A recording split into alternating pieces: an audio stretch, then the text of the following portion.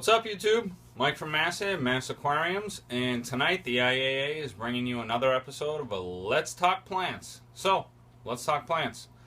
Tonight I'm going to be talking about one of my favorite plants. I have it in all my planted tanks. I have it in my kids' tank. It's just a great plant for beginners, low tech, high tech. This plant is unbelievable, and it's Jungle Val. And there's three types I have in my tanks. I have Americana, I have Italian Val, and I have Corkscrew Bell. Now, Americana is real thick. It's like almost the size of your thumb or a little bit bigger. And it can grow 6-7 feet tall. It's great for like tall cube tanks where if you need a background plant, it'll just keep growing up and up and up and up. And it's unbelievable. Now, Italian Val, which I have here, I pulled some out. It's a little wilted, but it's real skinny, nice green, and it grows just as tall, just not as fast. Corkscrew Val is just like the name says. It spirals, like Spiral Val or Corkscrew Val, you might know it as. And that is another beautiful species of this. I love that one.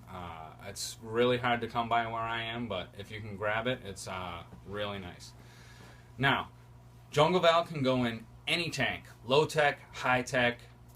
If you have pressurized CO2, it kills it. As you can see, sorry about the tank, just did a water change, but I've got it all out the back, and it'll grow right up to the top. In a low-tech tank, it'll grow slower, but just as well. Now, with pressurized CO2, as you can see, it's growing like crazy. But one thing I would recommend not doing is dosing Flourish Excel with these. Vals do not do well with any liquid CO2. They just melt real quick, and it just destroys the plant, really. So I would stay away from Flourish Excel. Now, these plants propagate super easy. That's why I love them. Once they start producing runners, you can clip them and put them in all your tanks. Now, what they do, I've got a little example for you, is I'm going to hold it upside down so you can see, is the mother plant will produce a runner, and it's a little shoot, and then she'll produce a baby plant. And now this plant will shoot a runner off and produce another plant. Now, once that first initial runner comes out and you have the baby plant, when that plant produces another runner, then you can clip it from the mother plant. And you can put them any way you want. Now, Jungle Val will grow everywhere. It'll spread to the front of your tank, the sides, the works. So when my Jungle Val starts to creep towards the front, that's when I clip it off the mother plant, put it in my other tanks, give it to my local fish store, put it in the back. You know, this plant is going to grow like crazy. You're going to have so much Jungle Val, you're not going to know what to do with. So, that's my spiel on Jungle Val. I'm going to send you off to Mo, and he's going to talk about another great plant. Take it away, Mo. Thanks, Mike. Okay, guys, Maurice here, and I'm going to talk about Amazon swords. Yes, Amazon swords. They are like the backbone of the planted tank community. It's like one of the main focal points and one of the best widely spread plants throughout the entire hobby. Now, you could get Amazon swords from anywhere in the world, so that shouldn't be too much of a problem. Now, as for care for these plants could tolerate a wide range of pHs, so I wouldn't worry too much about the pH of your tank, what kind of tank you have, stuff like that. No, they do well in a wide range, so they could take a beating. So that's why they are considered one of the best beginner plants to start off with.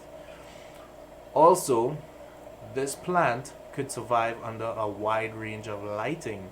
They could survive anywhere from low to medium to moderate to high lighting, and they do very well.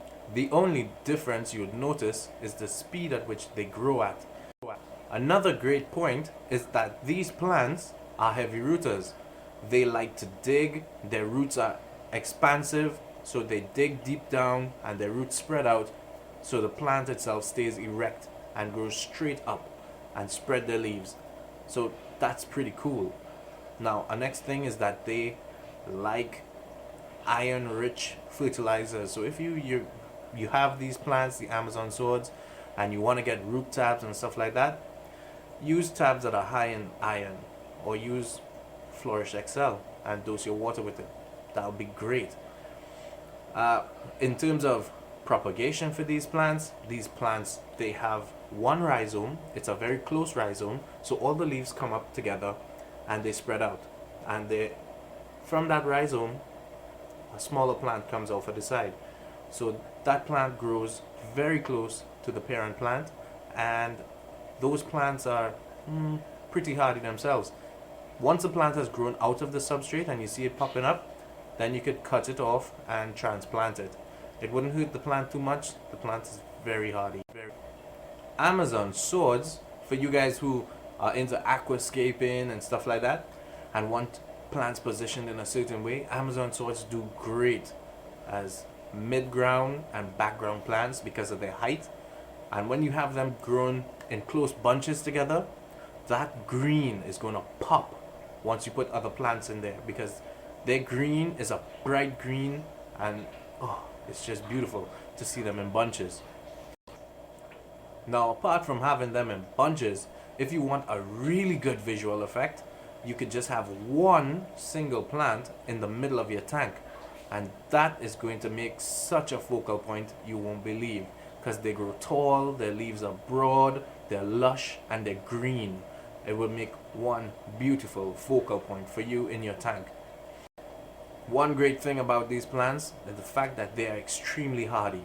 You could hack them back, you could prune them as much as you want, take off dead leaves, take off leaves that are looking like they're not too healthy, and this plant will continue to grow and grow and grow.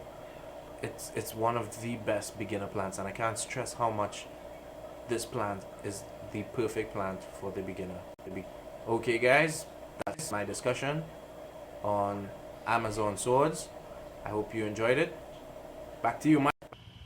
Alright folks, I hope you liked the second episode of Let's Talk Plants. If you have any questions on these plants, put them in the comments. If you have any other plants you would like us to talk about, go ahead and throw those in the comments, and we'll put them on the list and we'll surely talk about them, no problem. Don't forget to subscribe to the IAA, and don't forget to subscribe to all of us. You'll see up in all the corners, down below, up top, left and right, go subscribe to Paul Madfish, Aaron's Aquariums, Maurice Aquariums, The Angry Fishman, and me, Mass Aquariums, and we're here to help. This is Mike from Mass, IAA, and I'm out.